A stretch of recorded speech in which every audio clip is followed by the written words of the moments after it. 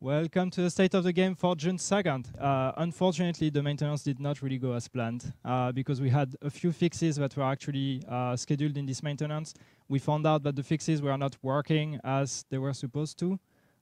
So that means that the server patch that was scheduled with this maintenance actually has to be postponed to a later date until we can make sure that the fixes are actually working as intended. The bad news is that some of these fixes were actually also concerning Clear Sky. We found some bugs that could lead to potential exploits on Clear Sky, which means that we're also postponing the challenge mode of Clear Sky, and we will not open the challenge mode today, guys. So that's the bummer, but we prefer to make sure that we fix any potential exploits before we actually open the challenge mode. Yeah, we need to ensure that the experience is perfect and that we don't have the same issues that we could have had with Falcon Lost in the first place. Yeah, so that was one of the reasons why we decided to open challenge mode later, first hard mode and then challenge mode.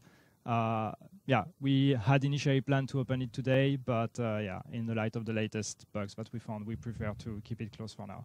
So apologies, but therefore we want to make sure that when it opens, it's going to work properly. With that, we also had a few bugs that were actually supposed to be fixed today that, again, will not be fixed because we have to postpone the patch. That was the high-value target reset bug. So that was the one where, yeah, you would do your daily high-value targets and then they would not reset. Why do they not reset? So if you are doing the contract but with a friend, so if a friend of you is buying the contract for you and you do the contract together, then it will be marked as completed and it will not reset properly after the reset. If the same contract come up later on, it will be marked as completed. The other fix that we were supposed to have today was the Dark Zone 06 teleport. Yeah, there is a place in the Dark Zone, in the subway, in the Dark Zone 06, that sometimes if you get there, you might be teleported back to the checkpoint. So, yeah. So that, yeah, that is still going to be part of the game for a bit longer, but that's the same. We have a fix ready. It's just a matter of when can we deploy it. So next maintenance, we should be able to deploy that. So yeah, in terms of next steps, so that means that we will look at first the fixes that that were not working, which is why we're delaying everything. See if we can get them to work properly.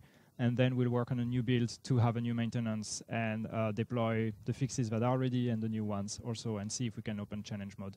Right now we don't have an ETA, and I don't want to say anything that might set false expectations. So we will let you know, guys, as soon as we know more. This is fresh from this morning, so we're just right now we are kind of investigating what's going on. No critical search and destroy, so this is an issue where you would do search and destroy missions and then eventually no critical. Yeah, there is always supposed to be one critical safe house that rewards you twice as many Intel tokens that you can use to buy the HVT contracts, and sometimes there is no critical safe house, so you can still farm the search and destroys, but the critical one should come up after a certain amount of time. Yeah, and so that one we also have a fix, but that one is a client fix, so that will require a title update to be deployed. So probably 1.3.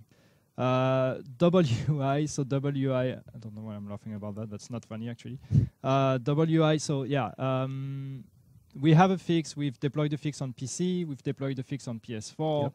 The fix for Xbox One is ready, it just hasn't been deployed, and we don't know yet when exactly this one is going to be deployed. This is, we don't know exactly when this is going to happen, but as soon as we will know, we will let you know. High-value targets, and including with the search and destroy, are really successful. The whole idea behind the feature was to bring back the player in the open world and give them something else to do than just the main mission or the Dark Zone or the Incursion. Just enjoy that beautiful world that we created in the first place.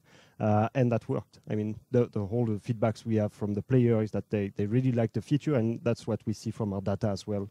Basically, player spends slightly more than 2 times more time in the open world than before 1.2. So it's definitely a success for that. It's a great opportunity for the solo players if they want something else to do.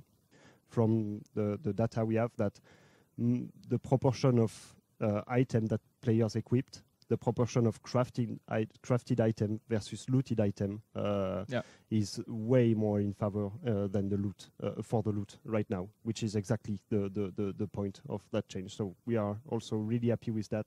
Now that we drop way more weapon and powerful weapons, we start to see a lot more different weapon types and weapon model being used, and that helps us a lot to tweak everything and balance properly, either between weapon type, but as well inside the same weapon type, balance each SMGs accordingly, or shotguns, LMGs. We actually see more and more shotguns. That's the thing I wanted to bring up, because with the Lone Star, I think a lot of people are using shotguns. I've seen some people saying still LMGs are still not really worth it with the Lone Star, because the damage output is still too low for the weapon, but therefore shotgun are much more enjoyable now with the Lone Star. So, and we said it as well with the new gear sets.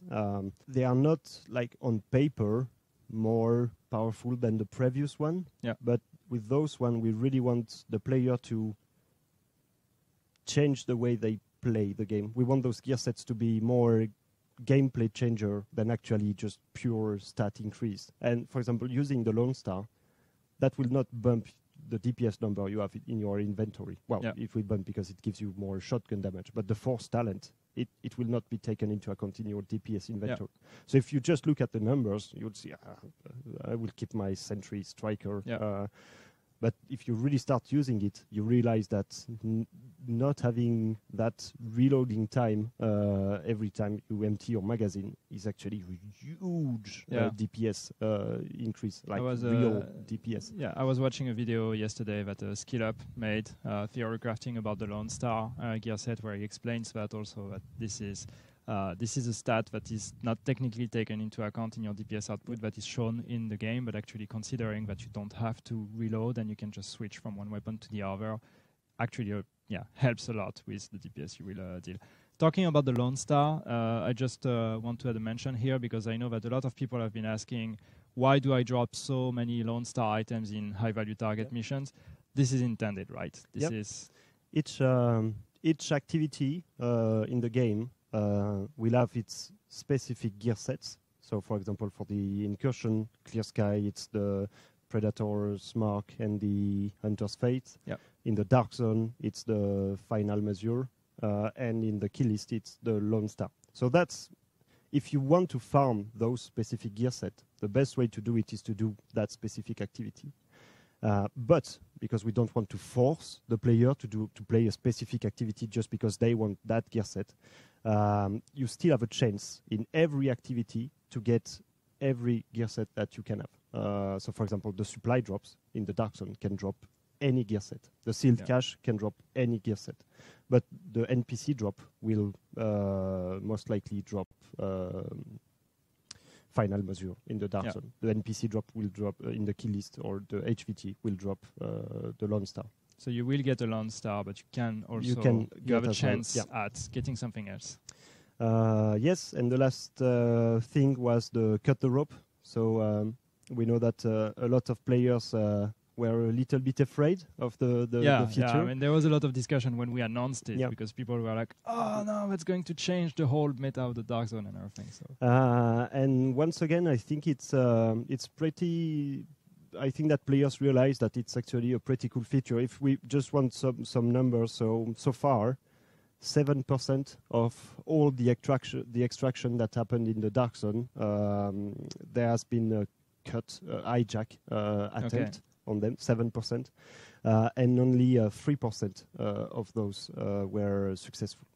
And when the hijack is successful, 20% of the time, the rogue player will actually die before even being able to pick up the loot. So I think it's really 7% attempted to cut the rope.